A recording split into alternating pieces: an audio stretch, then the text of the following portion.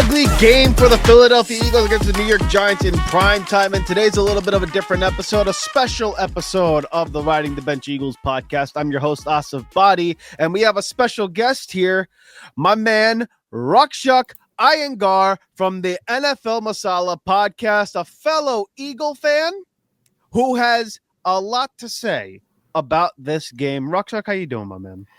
Thank you, Asif, and for all those seeing me for the first time, Namaskar, Rakshak from the NFL Masala Podcast. I am feeling a lot of emotions, honestly. The 5 stages of grief that we go through. Right. Denial. Right. I think I'm somewhere in anger and acceptance. Fair enough. I think every Eagle fan is probably in the same boat as you right now. Yeah. That was I'm at a loss for words as to what that game looked like in all 3 levels, by the way. Not only was it just like the offense was horrible, not only was the defense horrific, but the special teams was atrocious tonight. Like, we could not get anything right in this ball game. It was unbelievable. Unbelievable. Yeah. Again, no words. And what's even shot, like, we have so much talent. I'm going to try and go the slow, but if it goes into a Rakshak rant, please, you can mute me for this one. But no. By all means, this is a platform to get your thoughts out. Okay. To express you know what? And I don't censor people, man. You know what? Fuck it. Philadelphia is now the new capital of North Korea, from what I am seeing. Because what the hell is this team? What is the identity? We have so much talent, yet on offense, we have one of the best wide receiver duos. We have literally a running back who had 2K rushing yards last year. And we have a quarterback who knows how to fucking win games. But no, it doesn't happen because God forbid, we don't know how to play consistent offense. We don't even know how to run the football. We don't even know how to be creative on the passing game. We're winning games because of talent. It doesn't work like that. It is a team game. Teams are going to figure out how to beat it. And because you were Super Bowl champs last year, everyone is gunning for the crown. You are the hunted, not the hunter. I don't think they realize that. And the defense. Just take over. I'm about to get an aneurysm from watching this team. Okay, so you captured the composed side of it. So allow me to be the one to go into the diatribe and go into the hell place that is being a Philadelphia Eagle fan. Please. This game, ladies and gentlemen. Now, listen, I talked about this the last time I was on the air. I said that this is not a game that you could take lightly, that Jackson Dart and the running CTE, Cam Scadaboo, is just going to come here and try to beat us up. I did not expect belt to ass. This team, every fucking week, I'm fucking throwing my headphones on. Every damn week, this team consistently has the most talent on offense, top to bottom. They have the quarterback who has that it factor. They got Saquon Barkley, AJ Brown. We every time we talk about this Eagles offense, every Eagle fan does this. They always name every single player on the offense from top to bottom, 1 through 11, every single time. They even mention Tyler Steen and guys who are not even on the fucking team anymore. Yeah. That's how talented this offense is. They mentioned backup tackles as to how talented this offense is in Fred Johnson. Every time we talk about this offense, we know the talent is there. And consistently, game in and game out, it's the worst offense, the worst show on turf. It's the absolute worst offense in the NFL. Consistently. The only time it has even a remote semblance to a professional functioning offense is when they run the hurry up offense, when they run no tempo. Only then does this team look like it's even remotely functional. Yeah. Tonight, I get it. Division rival, short week, on the road. You lost to Jackson Dart and Cam Scatterbo. You lost to Brian Dable. You couldn't take advantage when they had Russell Wilson in there throwing in a fucking duck. And the first play after that, after Russell Wilson gifts you a drive, down 10 entering the fourth quarter. 2 inside zones like we always do, and a swing pass to Saquon Barkley behind the sticks, and you punt. That was the game. And at that point, you knew this fucking coaching staff, this offensive identity, this fucking football team has no idea what it's doing. And it's like this no clue. Every single damn week for no reason at all other than incompetence. Yeah, like if I were to say this about this offense, honestly, like if you take the offense alone, we could literally. There's a meme for Capitolo, like the play calling, halfback draw, halfback run, literally every single fucking time. And yes, you're trying to play by not trying to win by not turning over the ball, but you're playing fucking scared and and why are we running inside when you know defense are going to stack the box? You know that shit's going to happen. Yeah. Oh no, let's run through a fucking brick wall, and the brick wall doesn't even have a fucking dent on it. And the passing game, what are we doing? No, what is what we're doing? What is a passing game? I can tell you. I could draw it out on paper right now. I can tell you exactly what this team's gonna run, by the way. It's so obvious. I'm a fat ass on my couch living in my mama's basement, and I know what the hell they're doing. Okay? Please tell me. First down, inside zone. Second down, inside zone. Third down, swing pass, not there. Let's throw a hitch to Devontae Smith. Let's throw a comeback to A.J. Brown. If it ain't there, Jalen Hurts got to roll out to his left or right and try to get it by his legs. And if not, let's say by some freaking miracle, you get the first down of your drive. Then the next play, inside zone.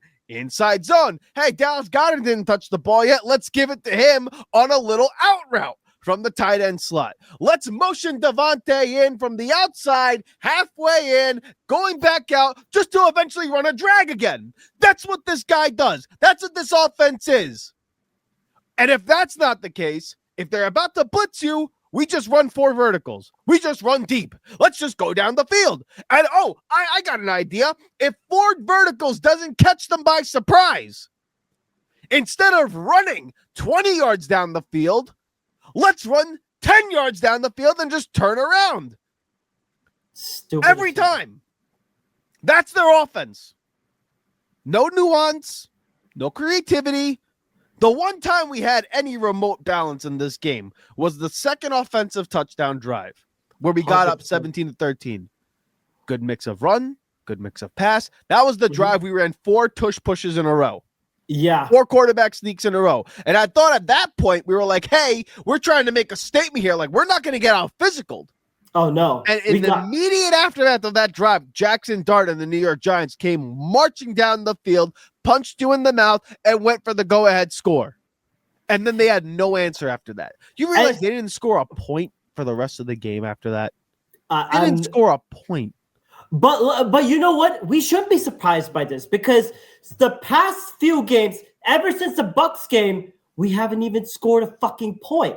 Because most of the drives are ending in punt. But hey, we got 2 turnovers. We turned over the ball twice. Punt. Literally. And you know what's the shocking part? I read through this right now from Jimmy Kempski of Philly Voice.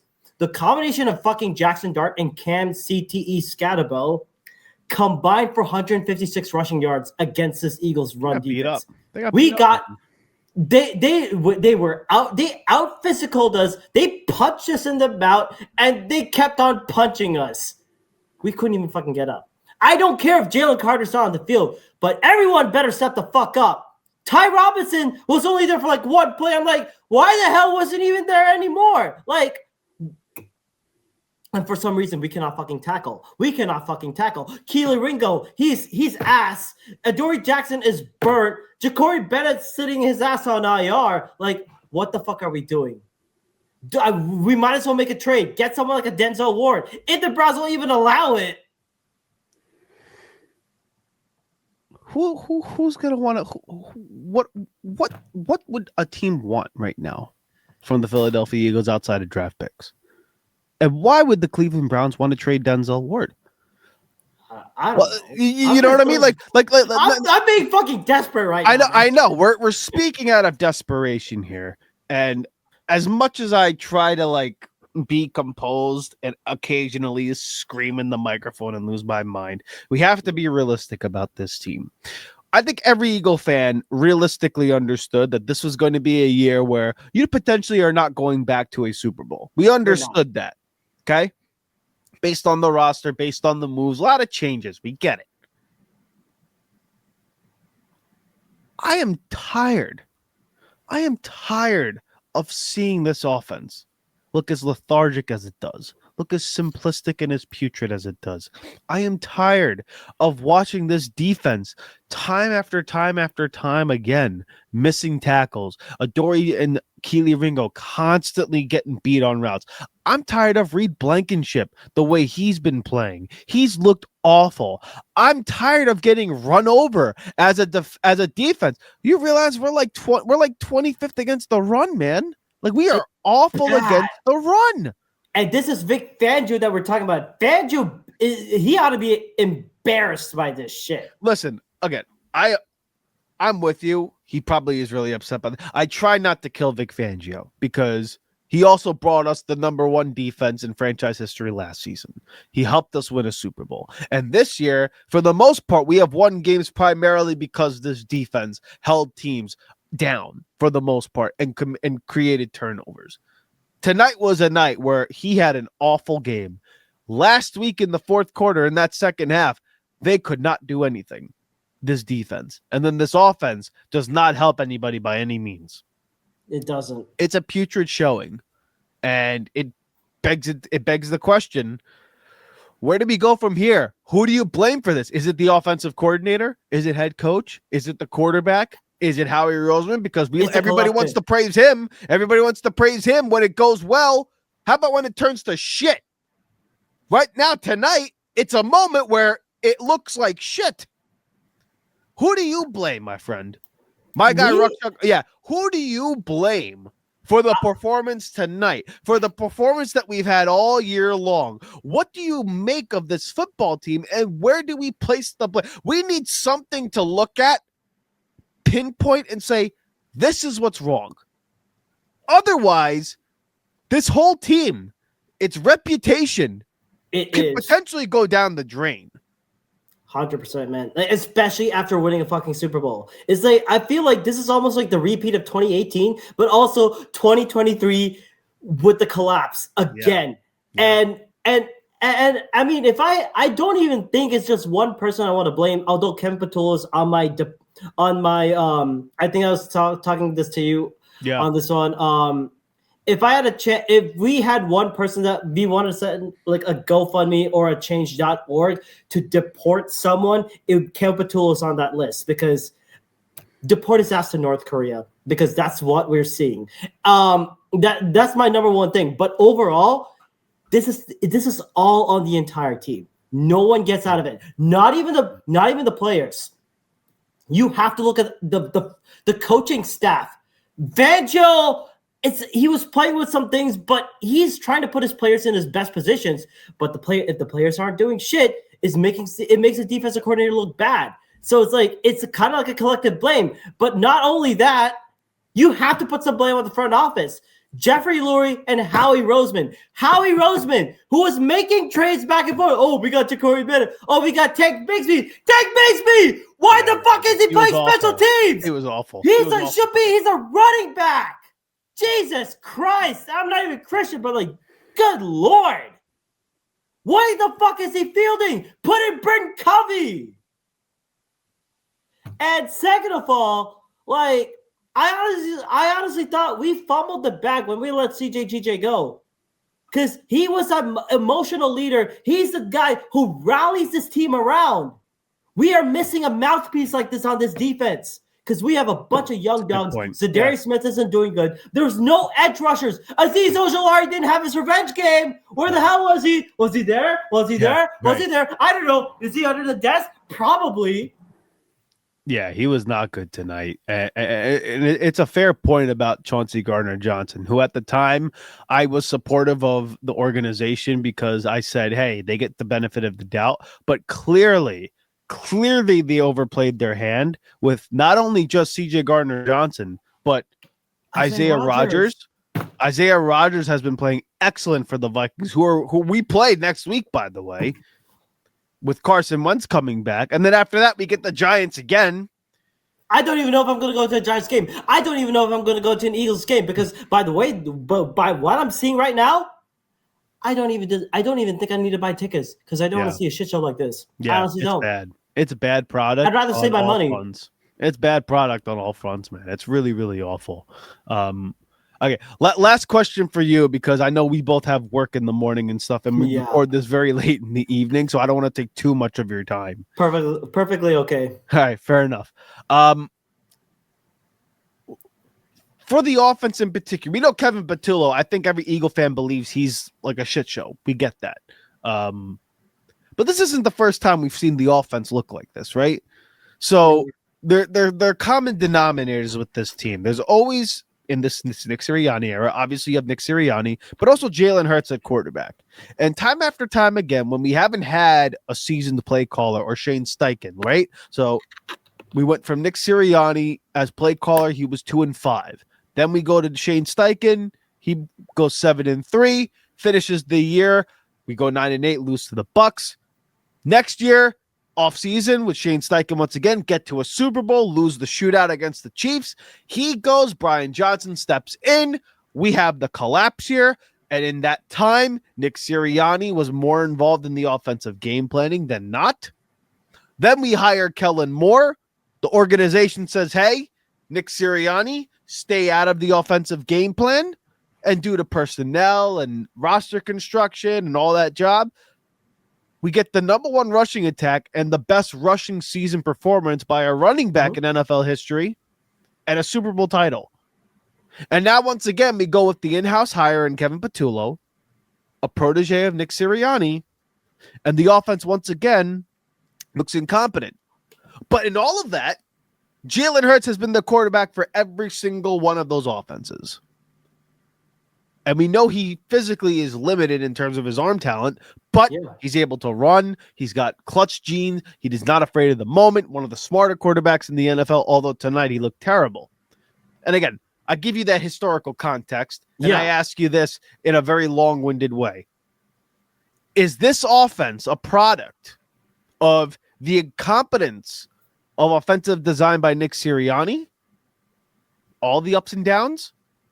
Or is it the fact that, hey, maybe we actually have a quarterback who, while I still believe is a top 5 guy, might need a little bit more around him in order to succeed despite having the most talented offense in all of football? Does he need the situation to be perfect in order to thrive? I don't think he needs the situation to be perfect because here's my thing. Not only, I mean, if you wanted one area to fix up, definitely, we need the O-line to be fixed because there's a mantra that we preach on NFL Masala. On both offense and defense, you build through the trenches. The Eagles have not done that properly because Tyler Steen, he's a pass blocker. Breath Tote is cheeks. Great pass blocker, but not a run blocker. Yeah. And the O-line's basically not at 100%, and we're missing the right people on that. But a majority of the thing has to be with the play calling. if you want a quarterback to evolve, you got to teach them new tricks with it. And with the talent. You know what Jackson Dart did without Darius Slayton, without Malik Nabers, he was losing Lil Jordan Humphreys and Wan'Dale Robinson and Jalen Hyatt. Yeah. Jalen fucking Hyatt. And this is where I thought like Scott Loeffler, who is the quarterback's coach, who has a ton of experience in Bowling Green and in Temple, he should have been the play caller right there. Because if he had brought some new wrinkles on that offense, we would have seen some changes. But we did not, because we're seeing the same old damn thing. And this is a Nick Sirianni offense in which someone has to be the driver's seat. And here's a rumor. I know I'm going to get a lot of flack on this one, but hear me out. Mike McDaniel of the Miami Dolphins could get fired. I hope he does early, because if he does and Kim Patul is gone, I bring in Mike McDaniel immediately as a consultant, as an offensive consultant, or what that we could pick a year off of. And you know what? I think Jalen Hurts will do well in a Kyle Shanahan West Coast style of offense, because that's what we need. Because with the talent that we have, we can open the playbook to so many different things. We could do what the Niners couldn't do. I'm just throwing out an idea. Fair. I have another rumor that I know about that I have good authority on. In December, once December begins, the Stanford season is going to be done, and Frank Reich will be available as a consultant to come into the Philadelphia Eagles building. Now, do you believe that Frank Reich would offer that sort of nuance that Mike McDaniel would? Or would you rather a guy like Mike McDaniel? But now, because I don't know if the Eagles would bring in Mike McDaniel. I know for damn sure if Frank Reich is saying, hey, I'd be part of this, that they would bring him in. What say you? If Frank Reich wants to come back in only as an offensive coordinator, I would be 100% consultant. As a consultant, I think that would be a good move. But also at the same time, if you're going to be like, you bring him in as an offensive consultant and this team is able to like move progressively and much more better. But at the meantime, we need to find an offensive coordinator, which has to be on the to-do list. We cannot do interim hires. Inside does not work. And I would say this.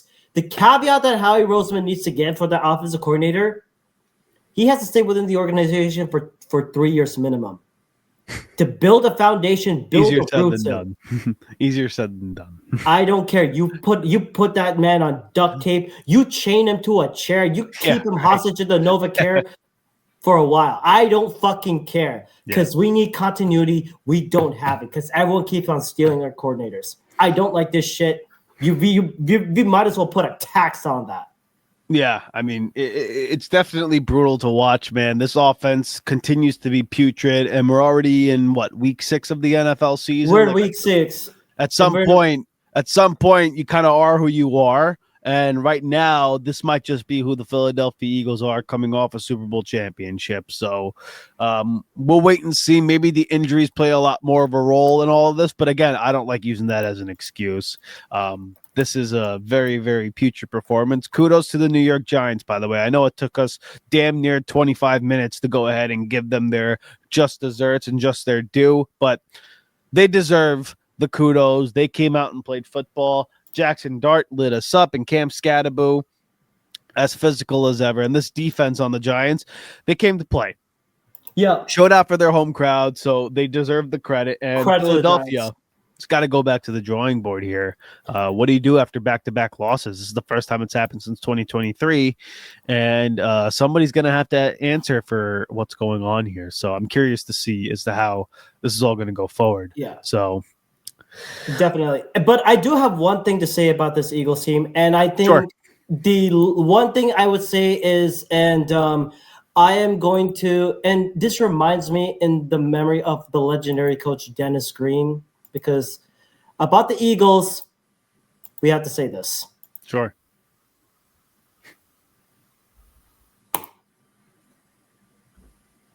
And again? But they are who we thought they were, and we let them off the hook. That is very, very true. That is very, very true.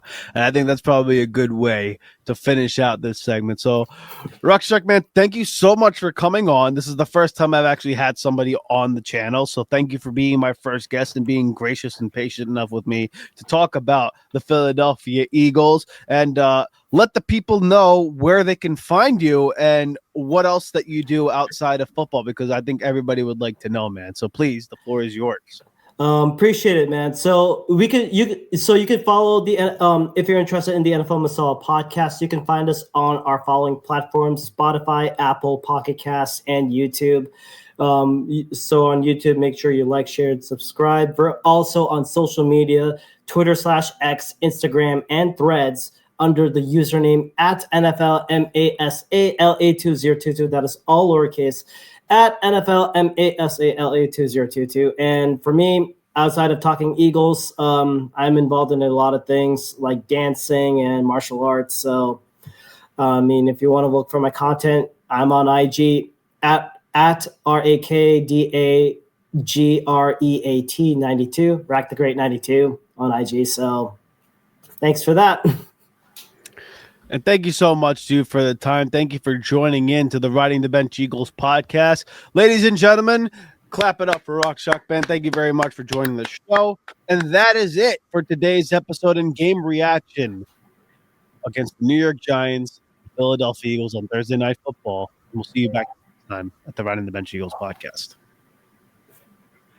Hey, thank you so much for watching the Riding the Bench Eagles podcast. If you want to continue to support the channel, please hit the like and subscribe button down below. Also, check us out on Instagram and TikTok at Riding the Bench Eagles Pod. We're also on Apple Podcasts, Spotify, iHeartRadio, you name it, we're on there. Thank you so much for listening, and please join us next time here at the Riding the Bench Eagles podcast.